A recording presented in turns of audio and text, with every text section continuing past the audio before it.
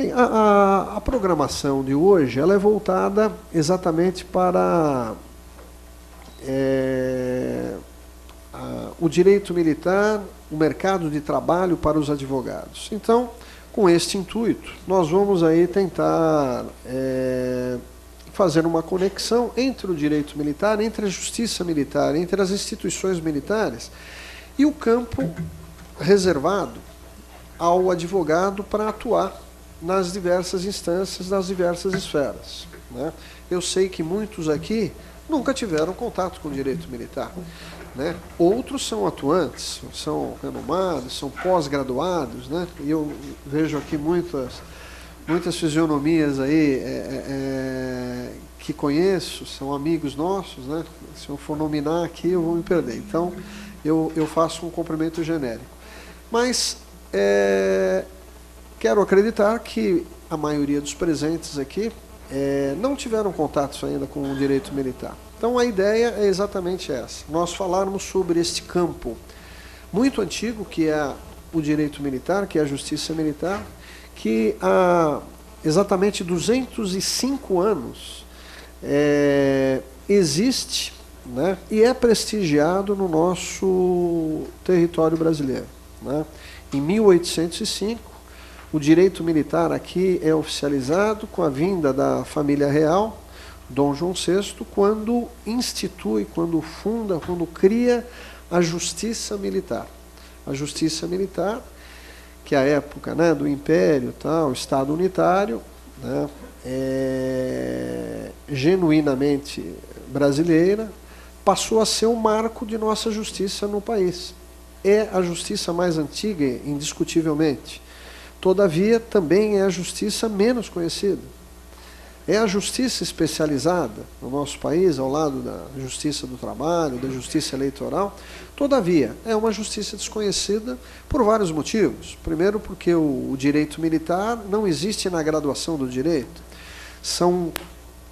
Existem cursos aí esporádicos a nível de pós-graduação que tratam do direito militar. E isso nós estamos falando no Brasil, né? Se nós formos computar hoje, nós teremos aí 3 ou 4 cursos de pós-graduação no Brasil, não mais que isso, tratando do direito militar. Poucas exceções na graduação, tendo lá uma previsão no programa curricular do direito militar.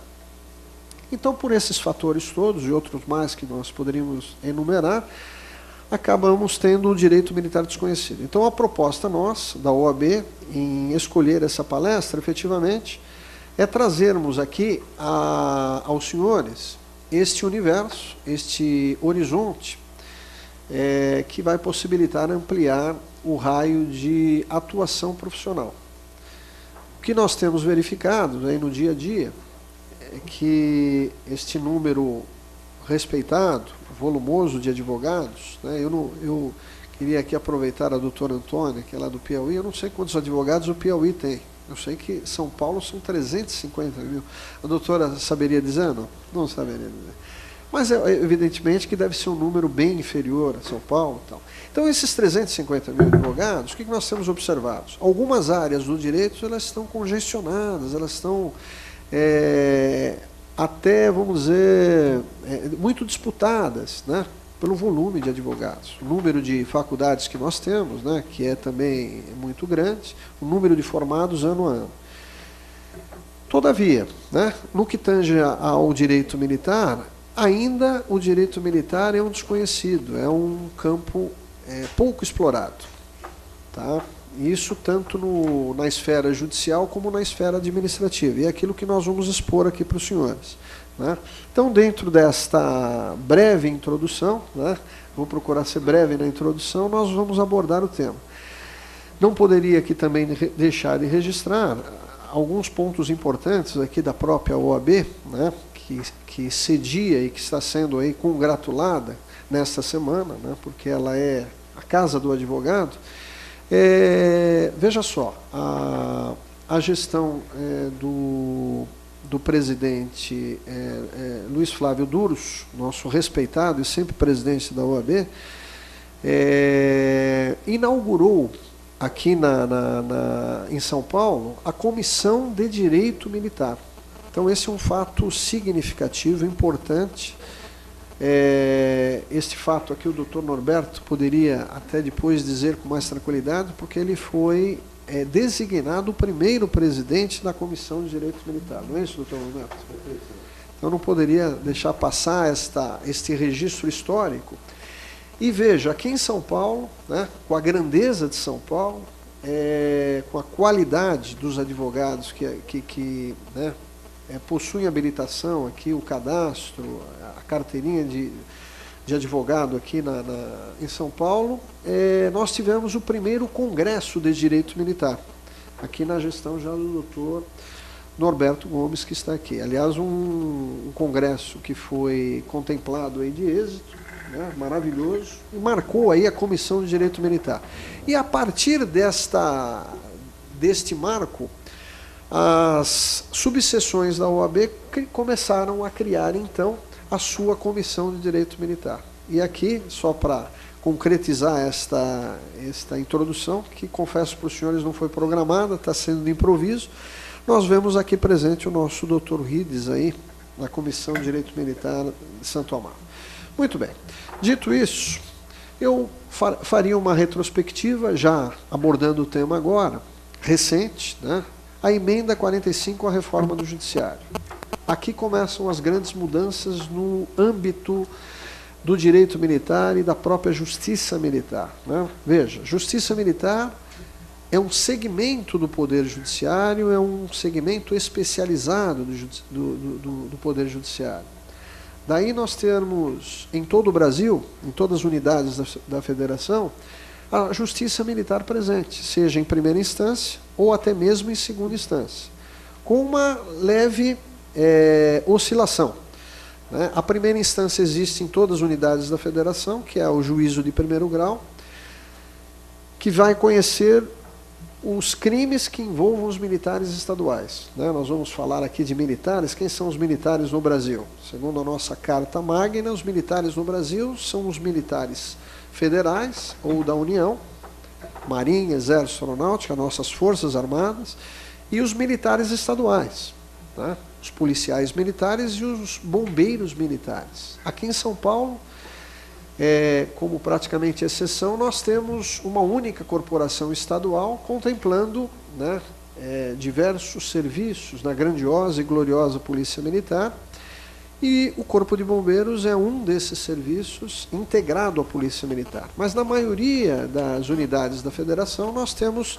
a Polícia Militar e também o Corpo de Bombeiros Militar, né? Muito bem. Então, voltando aqui à nossa emenda 45. Alguns pontos eu elenquei aqui para nós fazermos uma pequena reflexão. A emenda 45 reformou parcialmente o judiciário, né? Houve um fatiamento aí na reforma, na PEC, né? na proposta de emenda constitucional, e no que tange à Justiça Militar, apenas a Justiça Militar Estadual foi alcançada pela reforma do Judiciário, de forma tal que as mudanças, as inovações existentes no âmbito estadual ainda não ocorreram no âmbito federal. E nós vamos ver uma flutuação entre competência, entre estrutura da JME, Justiça Militar Estadual, da JMU, Justiça Militar Federal. Vamos lembrar aí alguns pontos marcantes aí da reforma do Judiciário, a súmula vinculante, né, que tantas questões já dilucidou, já instituiu no nosso ordenamento jurídico, né, pela nossa mais alta corte, o Supremo Tribunal Federal. Foi a criação, então, da emenda 45. A extinção das férias coletivas dos juízes, né, que era algo reclamado, e isso aconteceu, né, obra também da nossa reforma. A extinção dos tribunais de alçada nos estados, aqui diretamente envolvendo a Justiça Militar. Veja, com a extinção dos tribunais de alçada, o que ocorreu? Os TACs, né, os tribunais de alçada civil ou criminal, aqui em São Paulo tínhamos o saudoso Tribunal de Alçada Criminal, foram extintos para serem englobados pelo Tribunal de Justiça. São Paulo, como é que ficou? São Paulo passou a ter, então, 2 tribunais. O Tribunal de Justiça, né, e o Tribunal de Justiça Militar.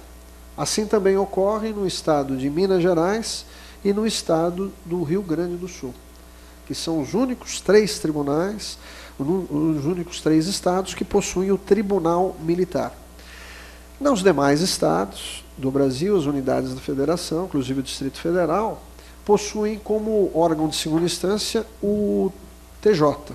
Então, são os desembargadores que conhecem dos recursos dos crimes militares realizados nas auditorias militares, né? As auditorias militares nada mais são do que a denominação tradicional, que vem lá de Roma, auditoria, equivalente à vara, né? A vara criminal. Hoje, inclusive, no âmbito estadual, nós temos a auditoria civil, né? Seria inimaginável aí, antes da reforma do judiciário, se imaginar matéria civil na justiça militar, mas isso é uma realidade decorrente, então, da reforma do judiciário. Muito bem, a celeridade dos processos, né, que foi incorporado ao rol de garantias individuais, fundamentais, né, importantíssimo, como garantia ao cidadão, né, em especial o advogado que representa e que defende os interesses do cidadão, e as alterações na justiça militar. Essas eu vou deixar para falar ao longo da palestra, né, que serão aquelas, me parece, mais interessantes aos senhores. Muito bem, comecemos então aí pelo mapeamento constitucional da justiça militar e, obviamente, estaremos falando do direito militar, que é a ferramenta aí de competência das justiças militares, né? Não só das justiças militares, porque nós vamos falar do direito administrativo militar, nós vamos falar do direito disciplinar militar, nós vamos falar também do direito previdenciário militar, nós vamos falar do direito administrativo militar. E veja, todos esses segmentos são campos de trabalho, né, interessantíssimos para o advogado, mesmo para o estudante, para aquele que está aí se preparando para atuar já como advogado, está prestando o exame da OAB, né, o respeitável exame da OAB. Então, nós temos um universo aí de opções dentro do panorama militar que comporta a atuação do advogado. Então, falemos um pouco lá da competência da justiça militar, mas situando a justiça militar dentre os órgãos do Poder Judiciário. Artigo 92, né, ao lado lá de tribunais superiores, né, de tribunais especializados, a justiça militar, então, indiscutivelmente é um órgão do Poder Judiciário. Assim como o próprio CNJ, que foi criado pela reforma do Judiciário, né, o nosso importante CNJ, que tantas questões já padronizou, implantou, decidiu, melhorando o atendimento, o serviço público, né, o serviço judiciário e tal. E, obviamente, trazendo benefícios aí incalculáveis, imensuráveis aí para os advogados e para o cidadão em particular. Muito bem. Dentro da Constituição, nós temos, então, a disciplina da Justiça Militar Estadual e da Justiça Militar da União, previstas lá no artigo 124, a JMU, e no artigo 125, a JME. Brevemente falando aqui, para a JMU, a competência de processamento, a competência para conhecer dos processos, está estritamente vinculada à questão criminal. E veja, a questão criminal que deve envolver, que na maioria dos casos envolve os integrantes das Forças Armadas, mas também, eventualmente, os civis. Isso quer dizer, então, que no âmbito da JMU, o civil pode praticar um crime militar. Já no âmbito da JME, opostamente, a Justiça Militar Estadual só cuida de questões envolvendo os militares estaduais. Questões criminais e questões cíveis. Então, nós já temos uma diferença aí substancial. E veja, como eu falei que a emenda constitucional ela foi fatiada, a JMU também vai alcançar essa mesma disciplina, esse mesmo status. É que o poder constituinte, né, os nossos constituintes, acharam por bem irem reformando o judiciário, né, que é complexo aos poucos. Por isso, então, a JMU está diferente hoje da JME. Nós podemos até dizer que, pela primeira vez na história, a JME avançou mais que a JMU, né, porque a origem foi a JMU, foi o STM, o Superior Tribunal Militar. Depois vieram, então, as justiças militares dos estados. A história é essa, né? Mas tivemos uma inversão agora com a reforma do judiciário.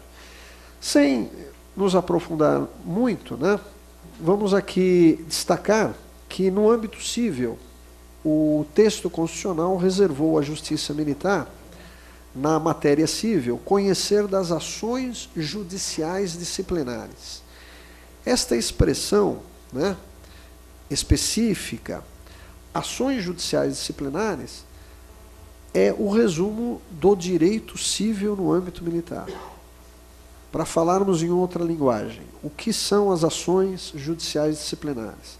São todas as questões, e muitas questões, que discutem a questão disciplinar, o regulamento disciplinar, os procedimentos, os processos demissório, né, os processos que envolvem as praças não estáveis, estáveis, né, a demissão de oficiais. Para ter uma ideia, São Paulo, né, a nossa gloriosa Polícia Militar, ela possui um efetivo hoje de 100 mil homens e mulheres. Então, para nós termos uma ideia aí, nós temos um exército de advogados, né?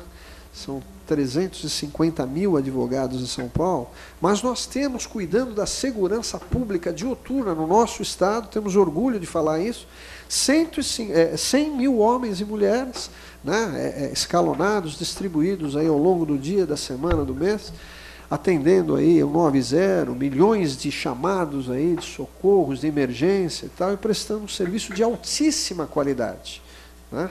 A ponto de hoje nós podermos estar aqui tranquilamente conversando, aí, trocando ideias, tal, também sobre o direito militar, e seguramente protegidos.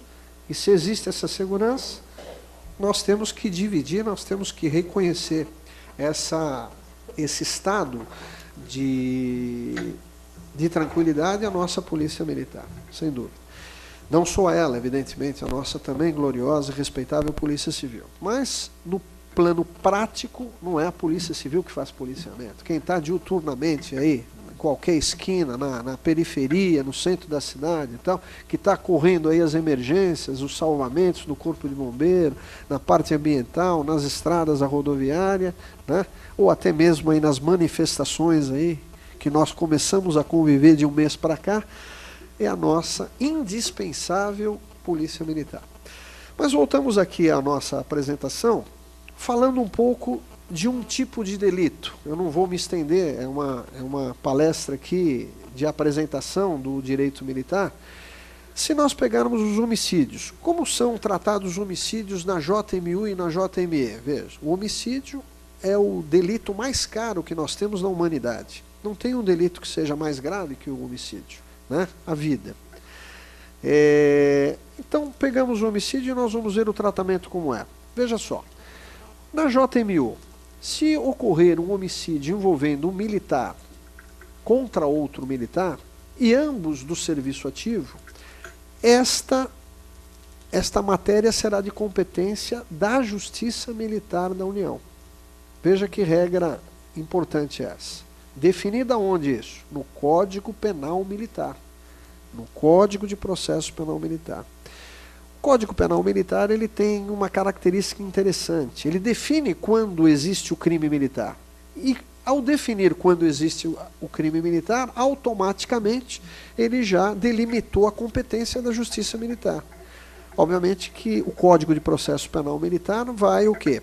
Vai dar uma vida a esta regra material. Então, o artigo 9º lá do nosso Código Penal Militar, para quem não conhece, é aquele que vai dizer em que situações o militar pode vir a praticar um fato que, se for típico, será militar. Exemplo, se o militar está de serviço e ele tira a vida de uma pessoa, vai atender uma ocorrência, o chamado de 90.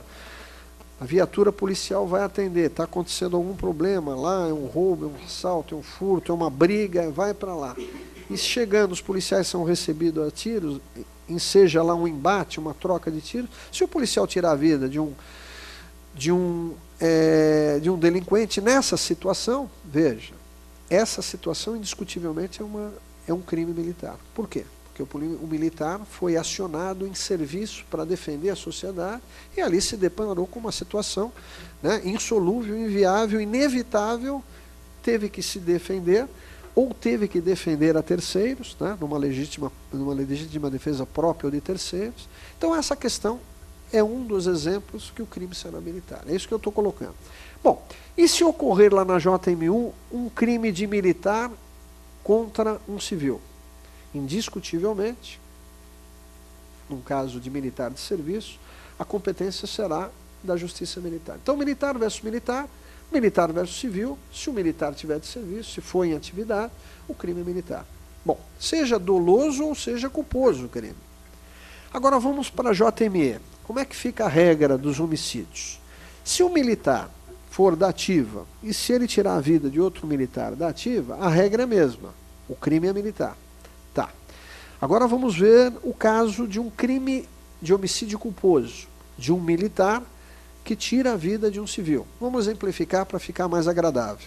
Imagine só um corpo de bombeiros é acionado para debelar um incêndio, né? Então, existe aquele alarme no quartel, os policiais estão lá de prontidão, saem como devem sair, né? Se arrumando na saída do quartel, mas todos ali prontos para o combate, e a viatura se desloca com uma velocidade necessária, devida, tem que desrespeitar a sinalização de trânsito, dependendo do horário, enfim, as peculiaridades do local, para poder chegar a tempo. Senão, para que acionar o bombeiro? Para que ter um bombeiro se não chega a tempo? Muito bem. E nesse deslocamento, desavisadamente, um cidadão conduzindo o seu veículo particular acaba o quê?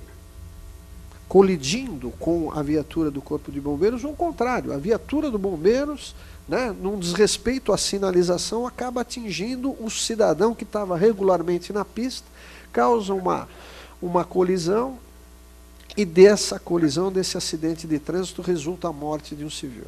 Como é que fica essa situação? Veja, vamos lá à nossa posição. Militar em serviço versus civil, né? Uma morte aí não prevista, não querida, mas ocorrida, o crime será de competência da JME. Agora, olha que coisa interessante. E se o militar de serviço tirar a vida de um civil? É aquela ocorrência que eu falei originalmente, que o 90, alguém ligou para o 90, chamou uma viatura, porque estava acontecendo alguma coisa esquisita numa casa vizinha, num bar, né? Com 1000 situações que podem acontecer. A polícia vai, atenta, né? Já preparada, treinada para o que der e vier, é recebida a tiros, há uma troca de tiros e o delinquente perde a vida, né? Muito bem. Nessa situação, o que acontece? Essa questão, embora sendo um crime militar definido no Código Penal Militar, não mais será da competência da Justiça Militar Estadual, mas sim do júri. Daí nós entendermos o porquê o processo do Carandiru, né, a casa de detenção, que foi exatamente um fato em que a polícia foi acionada para debelar uma rebelião de presos no interior do maior complexo prisional que nós tínhamos, que era o Carandiru, hoje não temos mais, por uma ação governamental, né, que criou presídios, multiplicou presídios pequenos ao longo do estado. Esse fato, então, está sendo processado e julgado no júri, né, como nós já tivemos 2 julgamentos aí esse ano. Bom, e por que isso ocorre? Para a gente fechar esse painel. Em virtude de uma lei que foi editada em 96, a Lei 9299, né, e que hoje encontra encontra amparo constitucional no artigo 125, parágrafo 4º, porque esta regra da Lei 9299 foi alçada ao texto constitucional. Então, é por isso que, se o civil for vítima de homicídio, esta questão não será processada e julgada no âmbito militar, e ela vai para o júri. Mas, eu aproveito aqui a oportunidade seleta desse público aqui, em sua maioria advogados. O crime continua sendo militar. Por que ela é militar? Por tudo aquilo que nós explicamos. Porque há uma lei definindo quando o crime é militar. Não fosse isso, não haveria um inquérito policial militar para apurar aquele fato pela Polícia Judiciária Militar. E foi o que a Lei 9299 fez. Reconhecendo que o crime é militar, assegurou a investigação desse crime às instituições militares. Quando eu falo instituições militares, estou me reportando às Forças Armadas, Marinha, Exército, Aeronáutica, né, se o crime for de integrantes da sua instituição, seja ela cada uma das armas, ou no âmbito estadual da Polícia Militar ou Corpo de Bombeiros Militar. Bom, agora tornando a nossa apresentação um pouco mais aprofundada, vamos falar sobre a estrutura da JMU. Porque, veja, falar do direito militar, eu tenho que falar da JMU e JME, senão não tem graça, né? Seria uma perda de oportunidade nós falarmos aqui especificamente só sobre o ramo. Vamos falar de tudo. Então, com relação à JMU, a nossa justiça mais antiga do Brasil, 205 anos, nós temos aí a primeira instância composta, integrada, estruturada em 12 circunscrições judiciárias militares. Então, todo o Brasil tem aí distribuído, né, as auditorias militares, cuidando do território nacional e subdividido em circunscrições judiciárias militares.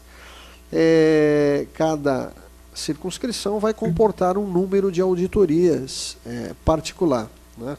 Como São Paulo, por exemplo, né, comporta aqui são 3 auditorias, né, o Rio de Janeiro são 4 auditorias, e assim vai. Rio Grande do Sul são mais 3 auditorias, né, distribuídas e tal. Bom, e aí vem uma questão interessante. Como é que a primeira instância ela é composta? Veja, ela é composta por um juízo colegiado. Isto é uma raridade no Brasil. O único exemplo de juízo colegiado na primeira instância é exatamente a Justiça Militar. Muito interessante. Então nós temos 5 juízes, o juiz togado, o presidente, e linearmente, na mesma mesa, com o mesmo peso de voto, 4 juízes militares. Interessante esta colocação. Isto ocorre, então, no âmbito da JMU e também na JME, igualzinho. Tá? Uma outra... Os colegiados se subdividem em 2 categorias, o permanente e o especial. Por que essa denominação permanente e especial? Porque o legislador assim quis, e se tornou tradicional essa denominação desde o nascimento da Justiça Militar. O Conselho Permanente é aquele que vai ininterruptamente atuar, né, não para nem na Natal nem Ano Novo, ininterruptamente, para todos os casos que ocorrerem envolvendo praças, a base da pirâmide militar, né? Porque quem conhece a instituição militar pode comparar uma pirâmide. O seu comandante é o ápice, né? É o número 1. E depois o escalonamento vem a instituição militar até chegar à base, que é muito maior, evidente, exatamente para atender às necessidades. Então, se nós pegarmos a Polícia Militar, 100 mil homens, nós vamos ter lá o comandante-geral da Polícia Militar, que comanda 100 mil homens, mulheres, e na base nós vamos ter lá, evidentemente, o quê? Os soldados da Polícia Militar, que é o grande contingente, né? Deve estar aí na casa, né, 50, 60 mil homens, e a base, a estrutura maior. Depois vem lá as praças, os cabos, sargentos, subtenentes, aí vem os oficiais, e aquilo vai afunilando até chegar, então, o comandante-geral. Bom, então, voltando aqui à exposição. O Conselho Especial, ao contrário do permanente, ele é formado quando um oficial vem a ser processado. E, quantitativamente, o número de processos no âmbito militar envolve, na maior parte, a maior parte de crimes são praticados pelas praças, por uma questão natural. A base é maior, então a quantidade de crimes é maior. Quando ocorre um crime envolvendo oficial, então aí se forma um conselho para aquele caso, né, para atender efetivamente a questão do juízo hierárquico, que é o princípio essencial no âmbito da justiça militar, ou seja, sempre o superior que julga o subordinado, nunca o contrário. Então vamos imaginar que um tenente praticou um crime, seja ele de qualquer natureza. Então será formado um conselho tendo em vista a patente do réu. Ele é tenente? Muito bem. Então quem poderá julgar o tenente? Superiores hierárquicos a ele. Então se ele é segundo tenente, né, um primeiro tenente, um capitão, um major, um coronel, poderá julgar com tranquilidade. Até mesmo um segundo tenente mais antigo que ele. Mas sempre observando essa regra. Bom, vamos falar também da segunda instância da Justiça Militar da União. Nossa importante JMU. Nós temos como órgão de segundo grau, órgão recursal, o Superior Tribunal Militar. Esse sim, genuinamente, o mais antigo no Brasil. Quando a gente fala de antiguidade da Justiça Militar, só para fazer uma comparação, muita gente fala do júri, né? O júri é imprescindível, né? Não podemos imaginar o judiciário sem o júri, para julgar as questões mais graves, né, da humanidade. O júri julga as questões mais graves da humanidade. Muito bem, a justiça militar é mais antiga que o júri no Brasil. Tá? Então, para aqueles estudiosos que gostam de lembrar do júri, também vamos lembrar da justiça militar, que ela é mais antiga que o júri aqui no Brasil. Mas, vamos lá. Depois eu deixo aqui as perguntas para o nosso conselheiro da OAB, o nosso doutor Norberto, para explorar isso.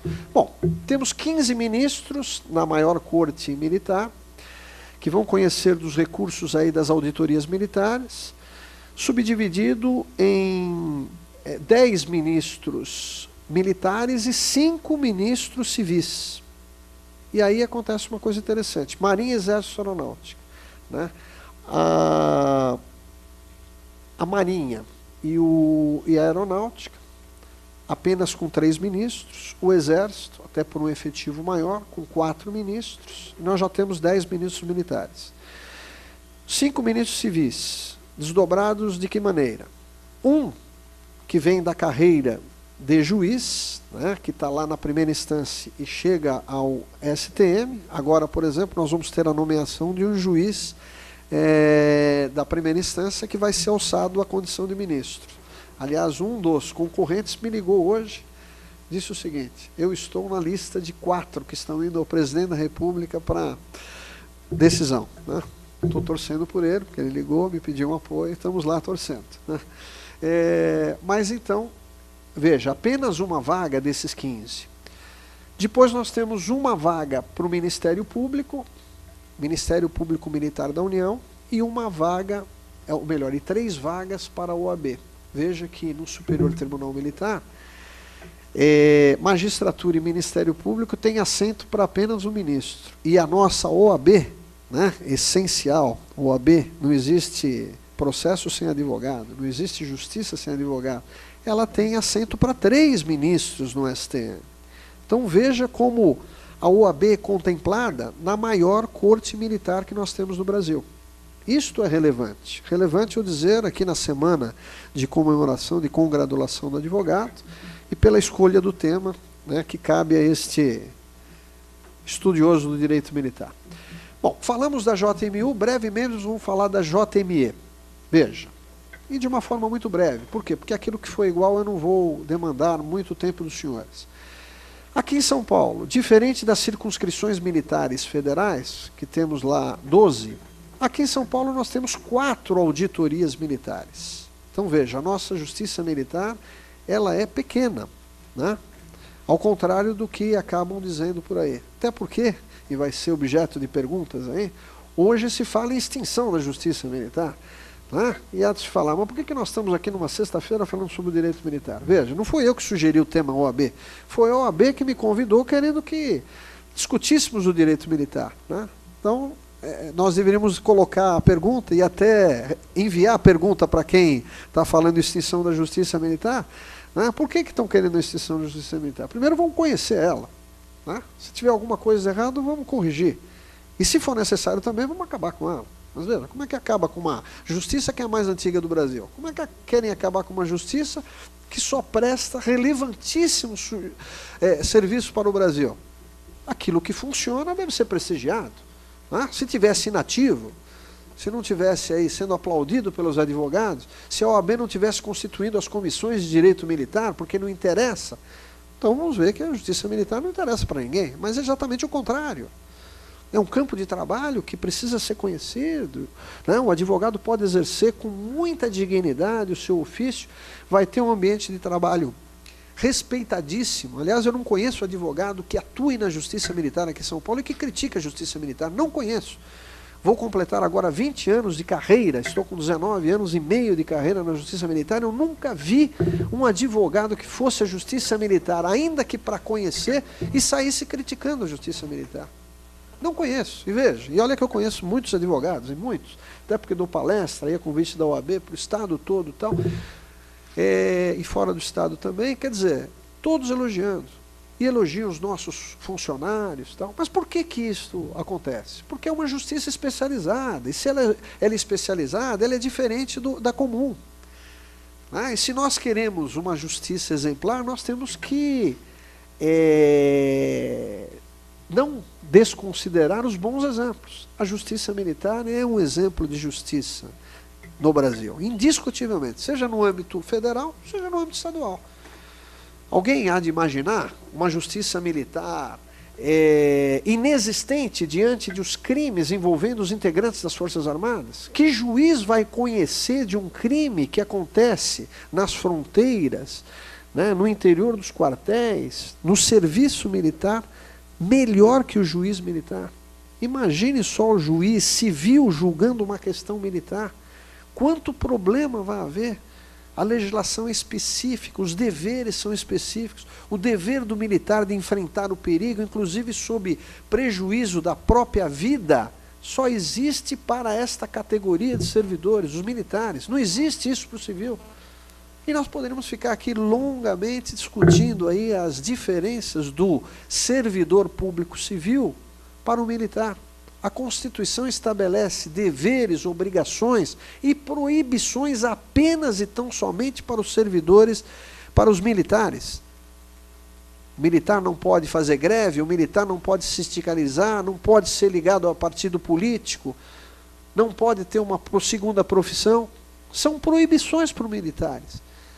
E por que isso existe? Porque esta categoria de servidores especiais precisam estar sob um regime duro, rigoroso, de forma tal a poderem responder à altura da sociedade e do Estado.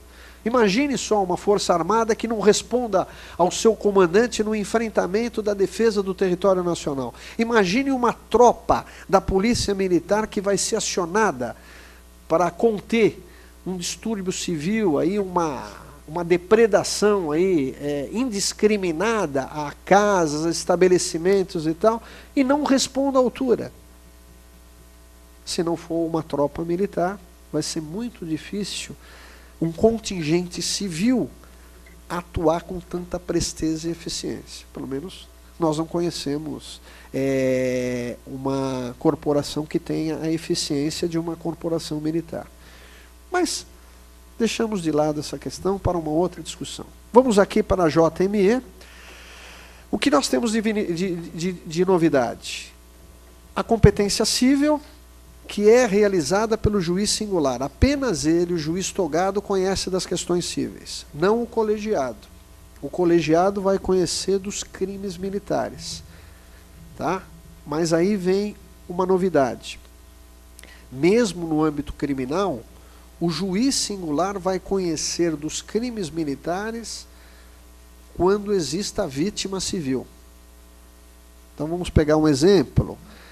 Se houver um homicídio culposo, não o doloso, porque o doloso nós já sabemos que vai para o júri. Mas se nós tivermos um homicídio culposo, foi vitimado um civil, quem que vai conhecer desse crime? O colegiado? O juiz togado mais os militares? Não, só o juiz singular. Se houver uma lesão corporal, uma agressão do militar de serviço contra o civil, mesmo aqui numa manifestação, e nós vemos aí pelas cenas, pelos registros da imprensa, acontece, não acontece? Nós precisamos saber o que originou aquela agressão, né? Quem foi que agrediu primeiro? Se o policial estava reagindo ou se ele deliberadamente agrediu. Mas essa é uma questão de responsabilidade. Mas esse caso, se ocorrer, ele vai ser conhecido na justiça militar, é um crime militar, e quem vai conhecê-lo? O colegiado? Não, o juiz singular. Então essa é uma diferença substancial da JME para a JMO. Tá? Nós estamos apresentando a justiça militar. Bom, vamos falar também da segunda instância aqui em São Paulo. Temos o Tribunal de Justiça Militar composto por 7 juízes, 4 coronéis da Polícia Militar, veja, mantendo uma simetria lá com os ministros militares. Na JMU são 10 ministros militares, aqui a Justiça Militar Estadual é menor, são 4 juízes militares e 3 civis. Aí sim, paritariamente, um da magistratura, do primeira instância, que é promovido ao cargo de juiz do TJM, um oriundo do Ministério Público e um oriundo da OAB. Aliás, nosso conselheiro Brecário anunciou palestra ocorrida na sexta-feira passada, de um colega nosso, na verdade o nosso corregedor-geral da Justiça Militar, que é um juiz oriundo da Ordem dos Advogados do Brasil, aqui de São Paulo, né? Pessoa altamente respeitada, titulada, estudiosa, professor e contemplado também nas palestras aqui da UAB. Muito bem. Para a gente resumir e finalizar esse painel, o TJM é subdividido em 2 câmaras, né? O pleno com 7 juízes, os processos de sua competência, e a primeira e segunda câmara com apenas 3 juízes, né? Que trabalham lá na distribuição dos processos em recursos. Aproveito também dizer que a Justiça Militar ela possui uma competência diferenciada, né? Ela não tem só uma competência criminal, mas ela também tem uma competência constitucional, definida, obviamente, pela nossa lei maior. Então, eu vou falar no painel o seguinte: efetivamente, a competência do TJM, não só a competência recursal, mas a competência originária. Se houver, por exemplo, um crime praticado pelo comandante-geral da Polícia Militar, veja, um coronel apenas, dentre 60 de uma corporação que tem 100 mil homens, este crime, se de natureza militar, ele vai ser conhecido pelo Tribunal de Justiça Militar originariamente. E essa situação existe exatamente na JMU. Quando, por exemplo, um oficial general, seja lá um almirante, seja um brigadeiro, seja um general, pratica um crime militar, quem que vai conhecer desse crime militar? Do oficial general, Marinha, Exército, Aeronáutica, o Superior Tribunal Militar. Então, existe uma razão por isso, tal, né? Prestigiando, evidentemente, a hierarquia militar. Muito bom. Agora sim, aprofundando a nossa palestra, né? Não vamos aí acelerar muito, porque a noite está fria, né? E não queremos que os senhores saiam aqui desagradados da palestra. Mas vamos falar um pouco sobre o crime militar, que eu já defini, que eu já disse onde está previsto no Código Penal Militar, que tem muita gente que não conhece ainda o Código Penal Militar. Ele é de 1969. Veja, tem institutos até mais modernos que o Código Penal Comum. É lógico que com a reforma de 84 do Código Penal Comum, o Código Penal Comum acabou passando na frente do Código Penal Militar. Mas há institutos aí existentes num que não são existentes noutros. Bom, apenas para a gente deixar a mensagem aqui. Quando a gente fala em crimes militares, nós temos 2 categorias: o crime militar próprio e o crime militar impróprio. É fácil gravar. Crime militar próprio é aquele que só pode ser praticado pelo militar. E o crime militar impróprio é aquele que também pode ser praticado pelo civil. pelo militar também, mas também pelo civil. Tá? De uma outra abordagem, o crime militar próprio é aquele exclusivamente previsto no Código Penal Militar. Exemplo, deserção, insubordinação, dormir em serviço, abandono de posto, são crimes genuinamente militares. Só vamos encontrá-los no Código Penal Militar. Tá. E o outro rol de crimes que nós conhecemos, o homicídio, o furto, a calúnia, o peculato, né? A corrupção. Veja, esses crimes todos que eu exemplifiquei são existentes no Código Penal comum e nas legislações extravagantes. Então, essa segunda categoria, se existente no Código Penal Militar, recebe a denominação, pertence à categoria dos crimes impróprios. E isto é tão importante que a nossa Lei Maior estabelece lá no artigo 5º, inciso 61, 4 tipos de prisão para o militar. Para o civil, apenas 2, mas para o militar, 4. Então veja, estamos falando de direitos e garantias individuais. O artigo 5º que diz o seguinte: ninguém será preso, né, senão por ordem escrita e fundamentada de autoridade competente, veja quanto requisito, salvo o flagrante delito ou as transgressões disciplinares e nos crimes propriamente militares. Então, o que ocorre? Para o civil, apenas em 2 hipóteses, por ordem do juiz ou em flagrante delito. Para o militar, além dessas 2 hipóteses comuns, a transgressão disciplinar, prevista no regulamento disciplinar, e o crime propriamente militar, que é aquele que o comandante prende, independentemente do conhecimento do juiz. O juiz vai ser comunicado a posteriori, não anterior à prisão. É diferente. Por exemplo, se vai haver uma prisão temporária, o delegado representa ao juiz sobre a prisão temporária, né? E aí o juiz autoriza. No âmbito do crime militar, não. O comandante prende e depois comunica o juiz. É próprio, específico dos crimes militares. Previsto, então, como eu falei, na nossa Constituição Federal. Bom, vamos avançar. Não quero aqui tomar muito tempo nessa apresentação, para a gente ficar mais à vontade para os debates. Muito bem. A competência criminal, como eu falei, nós temos aí a auditoria militar, a vara criminal militar, se quiserem assim anotar, onde ali existe o juiz de direito, que tem a sua competência, quando envolva vítima civis, né, quando os crimes tenham como vítima o civil, e os conselhos de justiça, onde o juiz togado, o juiz de direito, preside o conselho. Aqui fazendo um paralelo, se a gente for lá no júri, o que acontece no júri? Quem preside o conselho de sentença? Não é o juiz de direito? Sim, ótimo. Tá, o que tem de diferença do júri, então, para a justiça militar? Tem muita diferença. Tudo é diferente. Em primeiro lugar, na verdade, na justiça militar nós temos juízes, não jurados. O juiz togado é juiz tanto como os seus colegas temporários militares.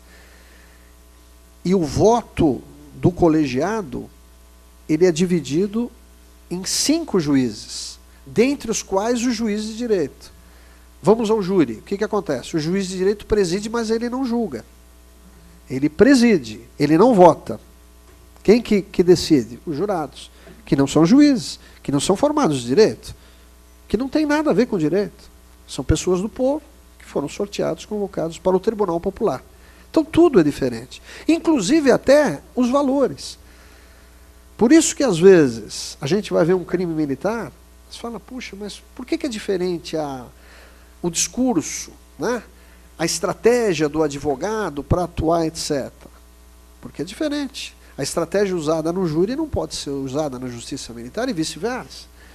A justiça militar é técnica. Tem um juiz de direito que está ali e vai julgar a matéria. E tem os juízes temporários, que são superiores hierárquicos do réu, são conhecedores natos, são professores daquela matéria que está sendo apreciada. Imagine só uma arma que foi disparada acidentalmente e que vitimou uma pessoa. Será que o juiz de direito vai ter conhecimento do armamento, das especificidades, particularidades da arma para poder decidir aquela questão? O juiz vai se preocupar com o direito e os militares vão dizer não. O militar agiu errado, não deveria estar portando a arma dessa forma. Aliás, não poderia nem estar portando essa arma, etc. Porque isto descumpriu a regulamentação existente nas Forças Armadas. E veja, esse conjunto de valores é que vai permitir à justiça militar elucidar, equacionar os crimes militares. Né? Por isso que eu vou, ao final, convidar todos, já faço esse convite desde já, para conhecerem a justiça militar, ver como são os trabalhos, né? Vão sair engrandecidos, com certeza, né? Até pelo conhecimento e tal. Bom, a segunda instância, aí sim vou falar para os senhores, a competência dos recursos ordinários, cíveis e criminais, da primeira instância, e duas questões importantíssimas. Esta sim, competência originária. Para o militar ser demitido da polícia militar, o oficial perder o seu posto ou patente, ele tem que se submeter a um julgamento pelo tribunal militar. O oficial não perde o posto ou patente simplesmente, por exemplo, porque o governador resolveu. Não. O oficial tem vitaliciedade. Ele tem uma garantia constitucional de que ele só perde o cargo se aquela questão for decidida pelo tribunal competente, o tribunal militar, no caso de São Paulo, os tribunais de justiça, onde não existe o tribunal militar, no âmbito da JMU, STM. Tá, e um outro processo, também muito interessante, que é a perda da graduação das praças. Existe uma diferença entre esses processos, mas para a gente resumir, quando a praça é processada criminalmente e vem a ser condenada a mais de 2 anos, ela também não perde a graduação. Ela fica condicionada a um exame, a um julgamento ético-disciplinar pelo Tribunal Militar, que vai aferir se aquela condenação criminal torna incompatível o militar para continuar integrando a instituição militar. E vamos dar um exemplo aqui. Imagine um militar que cometeu um crime culposo. Estava conduzindo uma viatura, ficou desatento e veio a tirar uma vida. Será que aquele crime culposo vai incompatibilizar o militar de continuar na sua instituição militar? Com certeza vamos dizer que não. Porque o crime culposo sequer foi querido. Né? Ele aconteceu por uma falha, por uma negligência, por uma imprudência ou até por uma imperícia. Então esse é um caso que o tribunal vai falar, não, isso aqui não tem incompatibilidade. Agora, vamos pegar um exemplo diferente. O militar que usando a farda vai abusar dela e vai praticar crimes dolosos, tráfico de entorpecente, corrupção. Este tipo de crime, muito certamente, com uma condenação já definida, o tribunal militar vai julgar a matéria, vai examinar a vida do policial, aquele crime que já está julgado e não vai ser mudada a decisão, e vai dizer se ele é compatível ou não ao continuar na instituição militar. Então veja que no âmbito militar existe toda esta garantia para o militar. Lógico que contrapondo a todas as exigências, proibições, vedações pela lei maior. Bem, já estamos partindo do meio para o fim. Só para falar um pouco sobre a competência civil, até agora eu falei sobre o crime, vamos falar um pouquinho sobre a competência civil. Já sabemos o que significa a matéria civil, ações judiciais contra atos disciplinares. Essa matéria é tratada com base no nosso Código de Processo Civil, e aí nada de novo, né, daquilo que nós já conhecemos. Os atos disciplinares estarão definidos em lei, portanto, com assento, com amparo constitucional. no nosso regulamento disciplinar. Aqui em São Paulo, falando aqui de São Paulo, que poderia falar das Forças Armadas também, poderia falar da Polícia Militar do Rio de Janeiro, mas nós vamos dizer, o Estatuto Militar disciplinar é aquele que vai ser matéria, então, cível. Todas as discussões que envolvam o regulamento disciplinar, hoje, não são mais discutidas na Fazenda Pública. Antes de 2004, data da promulgação da nossa reforma do Judiciário, eram tratadas na Fazenda Pública ou na Justiça Federal no âmbito da JMU. A partir de 2004, passaram a ser exclusivamente da JME. Então, se um advogado vai entrar aí com uma anulação de punição, vai entrar com uma reintegração, policial que foi excluído da Polícia Militar, foi absolvido lá no júri, inexistência do fato, onde ele vai buscar essa reintegração? Na JME, não mais na Fazenda Pública. Muito bem. Falei da competência civil, vamos falar da competência constitucional, originariamente definida, disciplinada na nossa lei maior. Para o Tribunal Militar, perda do posto patente, o processo de indignidade ou incompatibilidade dos oficiais, o conselho de justificação, a perda de graduação das praças e o processo especial. Cada um desses processos tem uma particularidade. Efetivamente, nós não temos tempo para falar de todos eles. Mas o que eu quero aqui colocar aos senhores é que há uma complexidade de competências no âmbito da justiça militar que não só é conhecida, né, mas que efetivamente é uma radiografia do que ela efetivamente presta no dia a dia. Quem não conhece a justiça militar, fala, mas eu nunca ia imaginar que isso existisse. Está aqui uma breve exposição aos senhores. Tá? Resumidamente, os processos aqui colocados, ora são de oficiais, ora são de praças, decorrem ou não de uma condenação criminal acima de 2 anos, né? Ou podem se originar de um processo administrativo. Exemplo, vamos pegar aqui o Conselho de Justificação. O Conselho de Justificação ocorre quando? Como? Se o comandante-geral da Polícia Militar resolver demitir da corporação militar o oficial, por quê? Porque ele claudica nas funções, ele não é um bom oficial, ele incorreu em práticas abomináveis, né? Não permitidas, ele está usando a instituição para outros fins ilícitos, o comandante-geral tem a iniciativa o quê? De representar este oficial ao secretário de Segurança Pública, instaura-se um conselho, um processo demissório que se chama Conselho de Justificação, que tramita na instituição militar, com ampla defesa, com a presença do advogado, todas as garantias. Se concluir que o oficial não tem capacidade para continuar na instituição militar, esse processo é remetido ao Tribunal de Justiça Militar.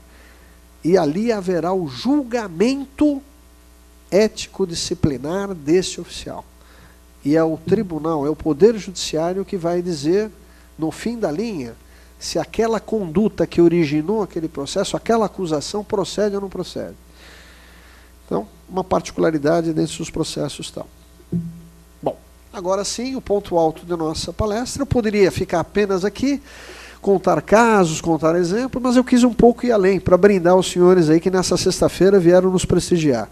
Resumidamente, áreas de atuação dos nossos advogados, área de atuação dos futuros advogados. Muitos aqui são estudantes, estão fazendo aí o exame, o concorrido exame da OAB, que nós já superamos. Eu já fiz exame da OAB, eu já sou inscrito da OAB, né? Sou juiz, mas já com direito adquirido. Já tive aí o meu, né, as minhas horas aí, horas desacordado aí, estudando para o rigoroso exame da OAB. Hoje, inclusive, está mais difícil ainda, com certeza, porque aumentou o número de concorrentes, então acaba sendo mais difícil, tudo é mais difícil, né?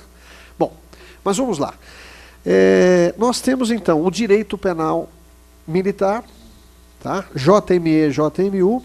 Nós temos o direito civil militar, que ocorre na JME estadual ou na Justiça Federal no âmbito da União, porque a União ainda não foi reformada, então é a Justiça Federal que conhece do direito civil lá.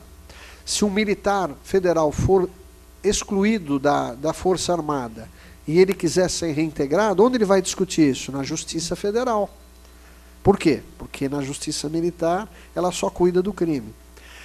Muito bom. O direito administrativo militar. Esse sim, próprio, exclusivo das varas da Fazenda Pública. Imagine só um militar que tenha uma vantagem lá, não recebida, reduzida ou excluída dos seus vencimentos, né?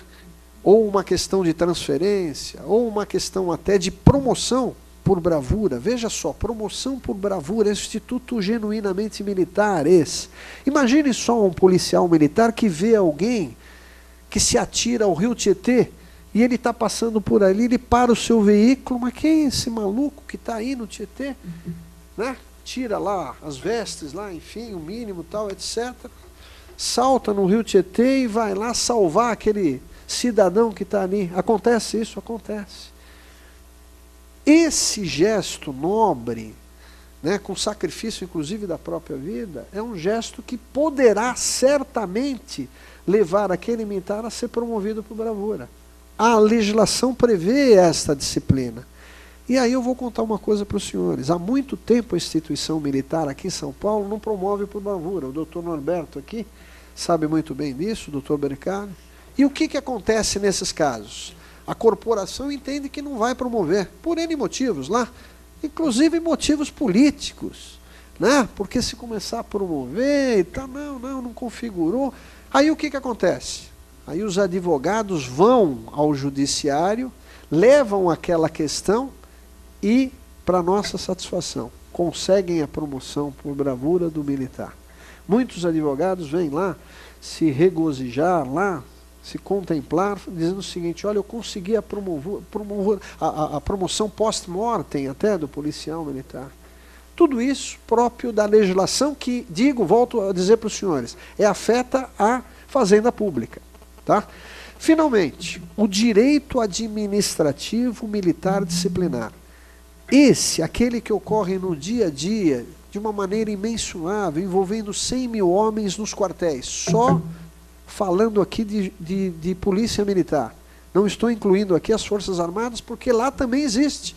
Então imagine a quantidade de procedimentos e processos que comportariam a atuação de um advogado, e é um campo ainda inexplorado, pouco conhecido, ignorado até, poderíamos até afirmar.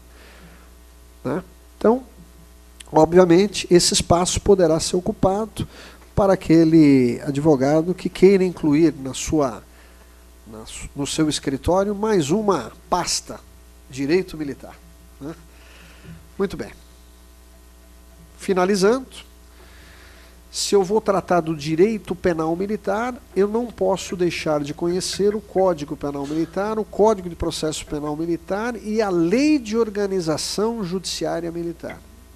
Né? Então, veja, nós não temos tantas leis espersas, extravagantes, que eu perco de vista. Não. No âmbito militar, a questão é bem enxuta. Código Penal Militar, Código de Processo Penal Militar e Lei de Organização Judiciária. Não mais que isso. Muito bem. E no direito civil militar?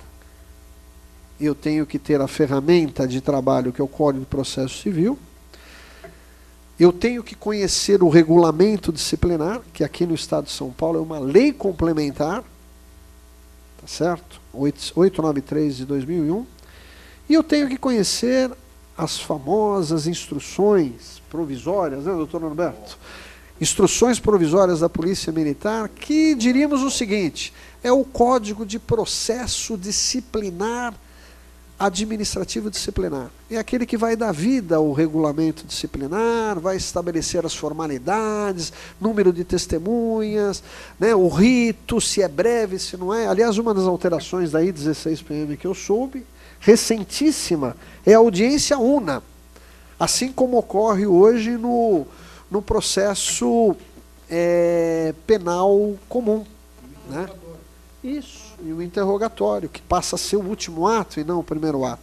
Mas se a gente for entrar em minúcias, nós ficamos aqui alguns dias falando, né? É só uma passada aí muito rápida dessas questões. Vamos ver se nos debates a gente consegue ampliar isso. Com certeza, o doutor Norberto à frente dele. O direito administrativo militar, só para não fugir daquilo que eu falei, nós temos uma lei de vencimentos da Polícia Militar, a Lei Complementar 731/93. Quantas questões nos surgem aí na relação jurídica dos quartéis envolvendo a lei de vencimentos? Onde vai ser conhecido isso? Vara da Fazenda Pública. O advogado vai atuar obrigatoriamente ali. A lei de inatividade da Polícia Militar, os afastamentos, as agregações, as licenças de saúde, o tempo para aposentadoria, o tempo para passagem para reserva, reforma. É um aparato muito grande dessa legislação previsto na lei de inatividade nossa, que é o Decreto-Lei 260 de 70. A lei de promoções, essa que eu acabei de dizer, citando o exemplo aí do Rio Tietê, né, que envolve praças. A Lei 3.159 de 55, veja como antiga essa lei, muitos não tinham nascido aqui, né? Maioria aqui.